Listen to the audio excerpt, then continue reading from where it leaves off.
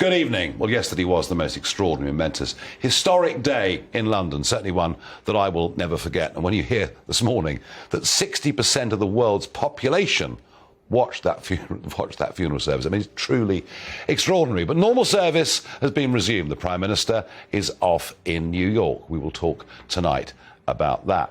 There's going to be a major economic story coming out this Friday. But there's one story that no one wants to talk about.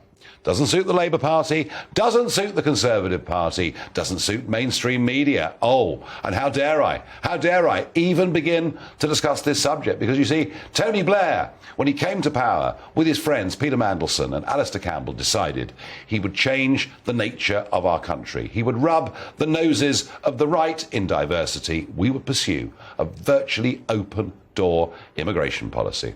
Since that began, the British population has risen by 8 million people, and 85% of that directly down to those immigration policies. Now, of course, the Conservatives, not being Conservative at all and barely having a backbone at most times in those 25 years, have never opposed any of it.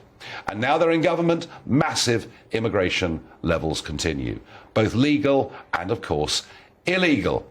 I haven't talked about any of this since September the 8th. That was the day that our beloved Queen died. But I can tell you that on September the 11th, 245 people were taken into the reception centre at Dover. I can tell you that on September the 12th, 601 went into that centre in Dover. On the 13th of September, it was 538. On the 13th of September, it was 617. Since then, the wind has blown in the Channel and people haven't come. We now have more people that have crossed the Channel so far this year than came in the entirety of last year. And worst of all is about 60% of them are now Albanians, a country that is a NATO member, a country that is an applicant member for the European Union, a country in which very large numbers of Brits go on holiday. I've shown you before the TikTok adverts. They're open about it. Many of them are coming to join criminal gangs in this country.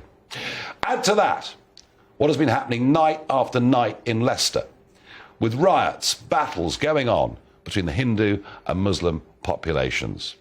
Is the narrative that all immigration is good for Britain, that it should never, ever be questioned? Does this still hold? I'm asking you. Is all immigration good for Britain? Farage at GBNews.uk. And look, we know that if it's controlled, if it's done properly, it can be a great benefit. It has been a great benefit to our country. I am not disputing that. But I'm arguing that if the numbers are too big, if assimilation doesn't happen, then we have a massive, massive problem.